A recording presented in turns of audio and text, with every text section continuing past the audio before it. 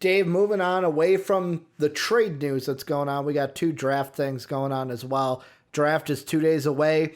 MVP Sports Live, I will say this now, is going to be on Wednesday. It's just us watching the draft. So it'll be around, the draft starts at 6, I want to say. I'm going to look that up really quick. I want to say it starts around 6. We'll be live at about between 5:30, 5:45. It'll pretty much be right after Games Live. We go over to Sports Live, and bam, the draft is starting. I do want to know what our plan is as far as, are we going to say Twitter on? Because obviously we get the picks on Twitter. I'm Twittering off. Soapy said the same thing. He's Twittering off as well. I hate that. I hate it being like the pick gets spoiled. I like watching it and seeing the reaction rather than. Okay, I'm with you. I just wanted to ask and clarify. I'm gonna probably do it again, like day of, but that's just where I'm at. You're all good, Dave. Let me check the time on this draft really quick because I want to make sure I tell everyone the right thing. The draft starts, and then we have like a half an hour before the first pick made. Yeah. Let's see. There it is. Yeah, Discord draft night. I'm definitely going to not be in Discord during the draft. I will. I'm going to have Discord open because of our call, but that's it. Well, yeah, for the call, but I will mute our the MVP Discord. Yeah. While we do this, and we'll probably be there to hang out after the draft is over too. Yeah. As a fun post segment, but yeah. So yeah, draft starts about 6.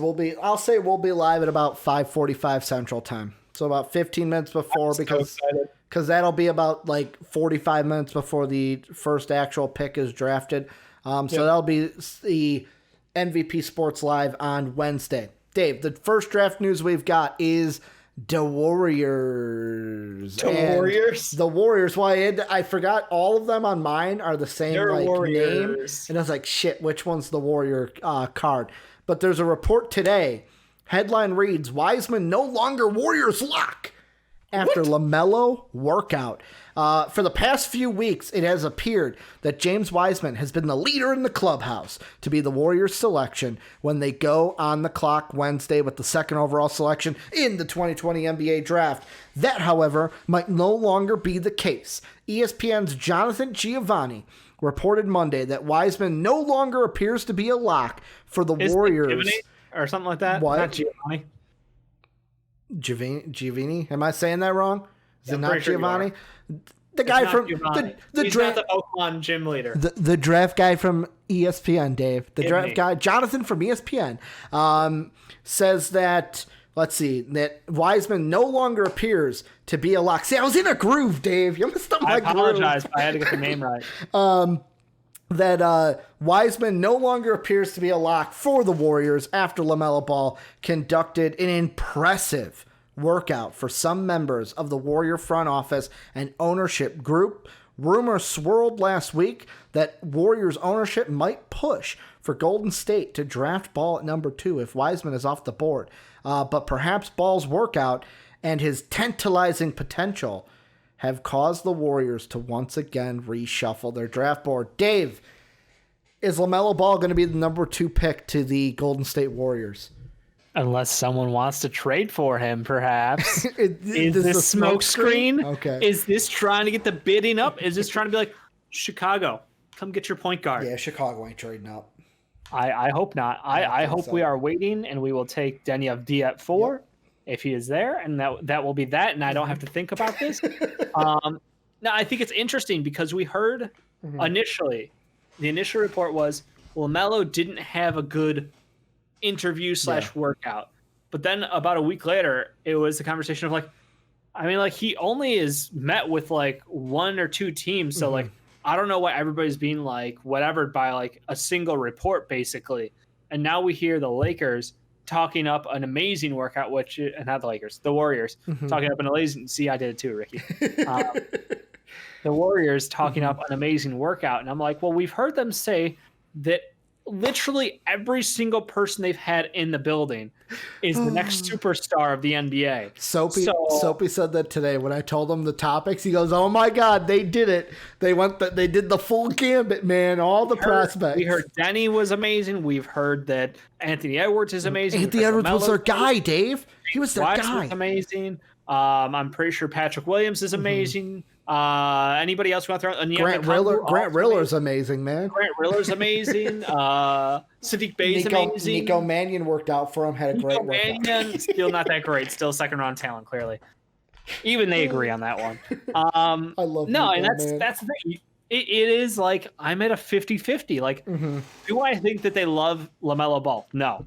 Yeah. Do I think that LaMelo Ball might still be the second best pick in this draft? Yes. Yeah. So, like, to me, this is don't count us locked into any one player. If you think that you want a guy, you better take him because we might. Like, that's what this says to me. They've said they've been now tied to every single top 5 prospect, and they've said they've liked all of them. Or are they trying to goat the T-Wolves into taking LaMelo so Wiseman will be there too? Because the T-Wolves... Now it sounds like T-Wolves are going to Anthony Edwards. That seems like the consensus among front offices is T-Wolves are with Anthony Edwards unless the pick gets traded. Yeah. Do you see the pick being traded? Because the only thing... I no longer do. Now that Anthony Edwards is like the lock for 1, I don't think that gets moved. I don't think anybody else is trading up for Anthony Edwards. See, I don't know... I don't know why the Warriors would, if this is a smokescreen, I don't know why they would do that, knowing we don't really know until Wednesday comes who the T-Wolves are going to take. But like, if they take Edwards, how does this help you like influence people? Like for me, I would say that this was almost like maybe this is so that the Hornets don't move up. Because I know the Hornets are a team that they really want Wiseman. But if a Okongwu's there, they'll probably take him at 3. But, like, the thing is, how much do you want to trade up for James Wiseman? What's your gap between Wiseman and Okongwu? I don't see that trade happening anymore only because, like, if this comes out, all right, they take Edwards, you take Ball, I get Wiseman at 3. What do I need to trade up for it? Yeah. Number 2, we've heard Okongwu has been rising to where he went from, like, top 10 to top 5 on most people's boards. Now most big boards you look at, he's top 3. It's a top 3 player on most big boards now. Board, he's been top 3. I think it's just draft-wise we didn't expect him to go top 5. Like, I think a lot of people were like, I mean, he's got the skill set people want. He's exactly what we're looking for in a modern big, but like, I don't know that teams are going to buy into that yet, you know? It was more of a, like, I could see people falling because he's a big and they just hate bigs, but I think now we're at that point where, for me, I'm on the end of this is them saying we're wild cards. Yeah. Don't count us locked into anything. If you want something, you better come up here and fucking get it. And you better be for a good price. Because otherwise, we could take them. Are they doing it because the Spurs would want LaMelo? I don't think it's any one team. Okay, it's just I think I've already heard 6 teams are looking to move up in this draft. Okay.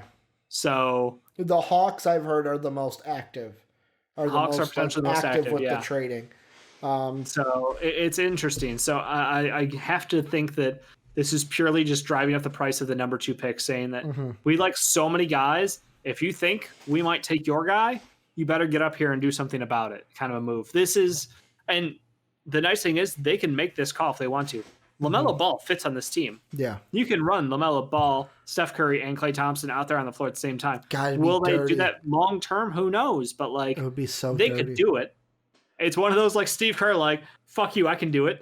Like, I feel like he's the head coach. He's like, I can make it work. Could you imagine if LaMelo gets drafted by the Warriors, wins a championship before Lonzo, wins one as a rookie before Lonzo? Oh absolutely.